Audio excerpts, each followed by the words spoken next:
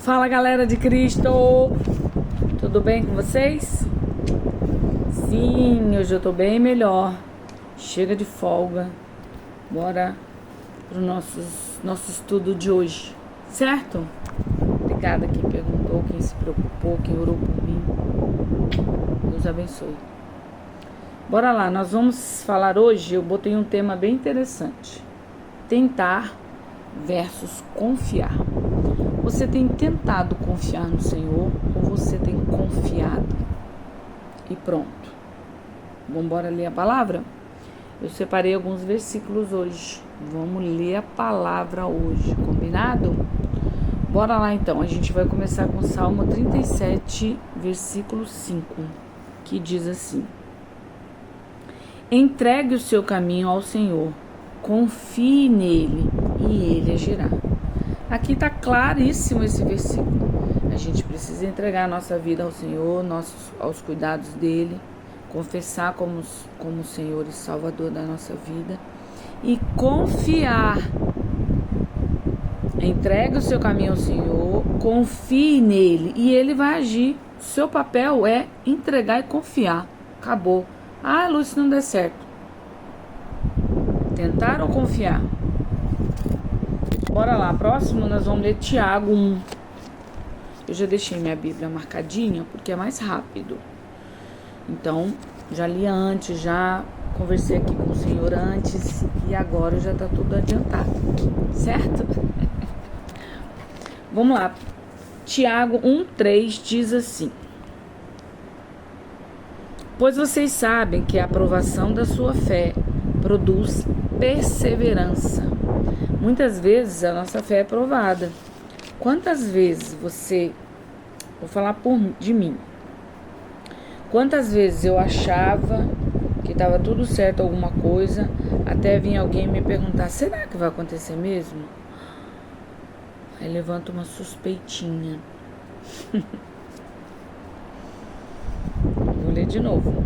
Pois vocês sabem que a prova da sua fé produz perseverança. A nossa fé muitas vezes é provada. Nem tudo que você pede o Senhor te dá na mesma hora. Ele prova. Será que ela está merecendo? Será que ela vai confiar? Será que vai dar tudo certo? Vou falar um pouco sobre mim esses dias. Eu comecei com uma febre estranha. Cheguei no médico, sim, mas não fiquei esperando para ser atendida, porque no termômetro da enfermeira eu não estava com febre. Mas sabe quando você fica quente, aquela febre por dentro? E eu vim embora para casa. Coloquei diante do Senhor a minha vida, tomei antipirona e falei, Senhor, eu entrego a minha vida ao Senhor. Eu confio no Senhor. E esse mal vai passar. E a gente sabe que pra gente ir lá no médico, muitas vezes ela vai perguntar, quanto tempo você tá sentindo isso? Quantos dias? Se não tiver nenhum ou 2 dias, ela vai falar, tem que esperar os sintomas terem mais dias para poder fazer efeito. É assim ou não é? Nem sou médica, hein? Mas a gente já passou por isso várias vezes. Como eu não tava nem com febre, eu falei, realmente, eu vou esperar mais uns dias. E ontem eu fiquei quieta em casa, orei, tomei o remédio, fiquei quieta, tentei me alimentar bem, porque nesses dias a gente não quer comer bem. Quando foi hoje de manhã eu amanheci bem, mas ontem eu declarei, amanhã eu vou amanhecer bem, sem febre, em nome de Jesus. Tomei posse da minha bênção. Podia ser que tivesse acontecido diferente, podia, mas eu acreditei, decretei e a minha fé produziu perseverança. Eu perseverei ontem e consegui. Vamos para o próximo versículo, 1 João 4:1. O próximo livrinho é 1 Pedro, mas a gente vai no João primeiro e voltamos no Pedro, beleza? 1 João 4:1. 1 João diz assim: amados, não creio em qualquer espírito, mas examine os espíritos para ver se eles procedem de Deus, porque muitos falsos profetas têm saído pelo mundo. Vocês podem conhecer o Espírito de Deus. Deste modo, todo espírito que confessa que Jesus Cristo veio da carne procede de Deus. Você sabia que tem isso? Uma batalha espiritual, por exemplo, tem muito isso. Se as pessoas têm que confessar que Jesus veio na carne, porque os espíritos não são carne e eles não aceitam isso. Os demônios não aceitam isso. Então, por exemplo, você está fazendo uma batalha espiritual e você repreende o inimigo, para saber se ele saiu, a pessoa tem que declarar que Jesus veio em carne.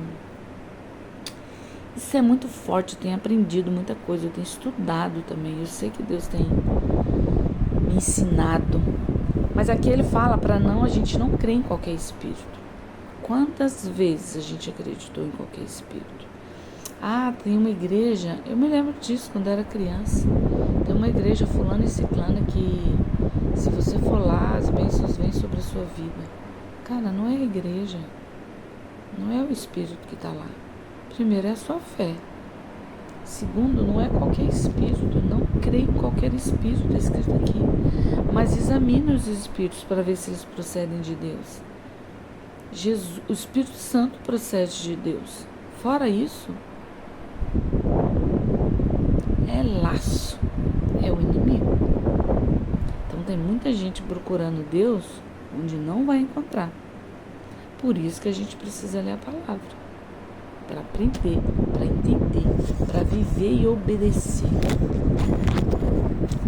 Nós vamos em Salmo agora. Vamos voltar lá para o Salmo.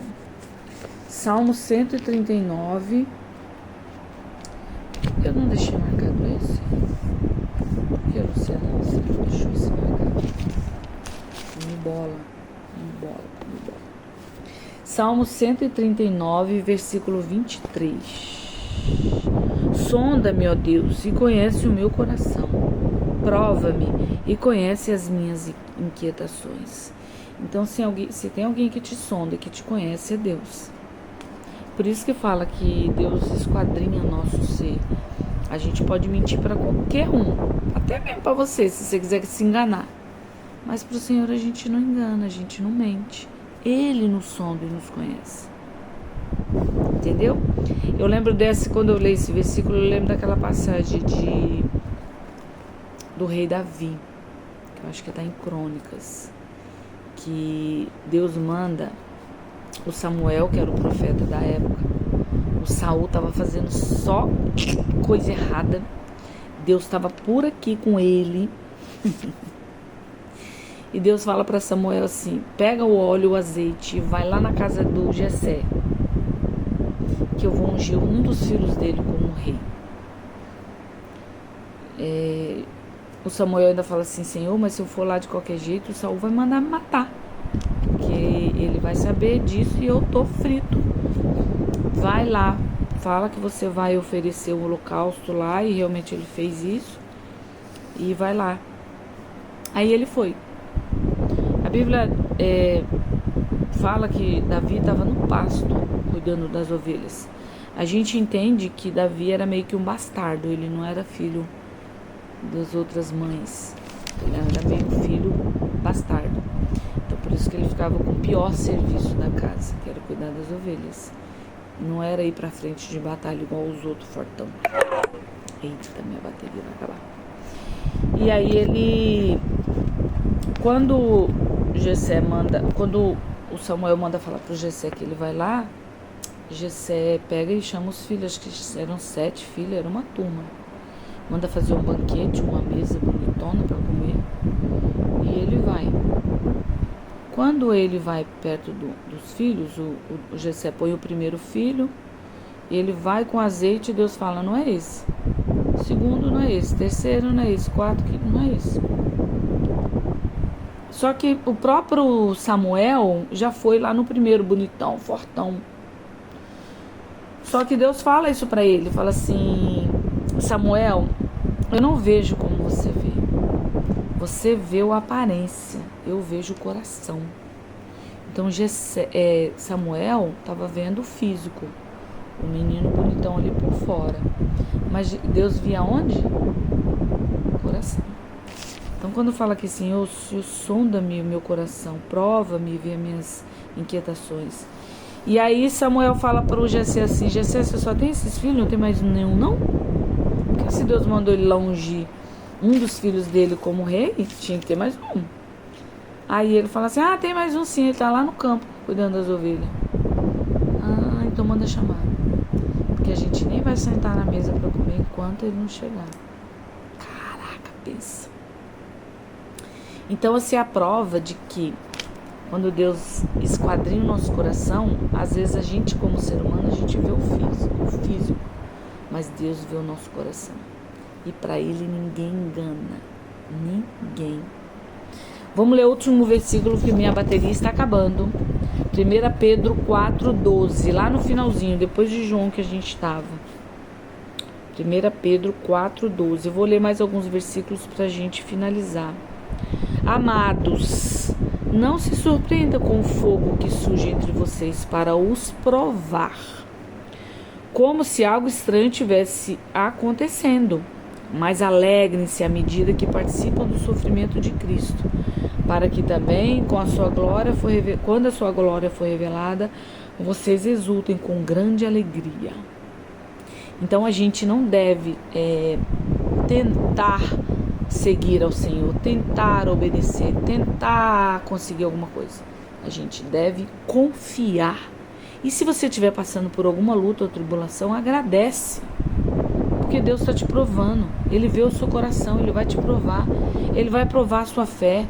Será que ela tem perseverança ou ela vai desistir na primeira coisinha que acontecer na vida dela? Então não tente servir a Deus, confia. Se Ele te prometeu, Ele vai cumprir. Se Ele te prometeu, Ele vai fazer. Você precisa confiar. O Senhor me prometeu que vai me dar um marido abençoado. Confia. Não sai catando qualquer lixo na rua, não. Fácil não é, mas a gente precisa confiar. Persevera, confia, não tenta confiar, confia. Amém? Vamos orar. Senhor, muito obrigada por essa palavra linda que o Senhor me deu hoje. Eu declaro sobre as nossas vidas que nós não vamos tentar confiar no Senhor, nós vamos confiar no Senhor. E o Senhor é que vai trazer sobre nós a fé que a gente precisa, a perseverança que a gente precisa, a graça, a sabedoria para te adorar e te servir. Em nome de Jesus. Eu te agradeço nessa hora, eu engrandeço o teu nome, porque só o Senhor é digno da nossa adoração, do nosso louvor, do nosso obedecer, papai. Gera em nós esse coração grato e obediente e confiante, em nome de Jesus. Amém? Beijo, beijo, beijo, shalom, shalom e até amanhã. Se eu não vier, se eu ficar dando de novo, mas aí eu ponho um vídeo, eu reposto outro vídeo e você não fica sem a palavra, igual eu fiz ontem. Mas eu vou estar aqui sim, firme e forte. Beijo, beijo, shalom, shalom.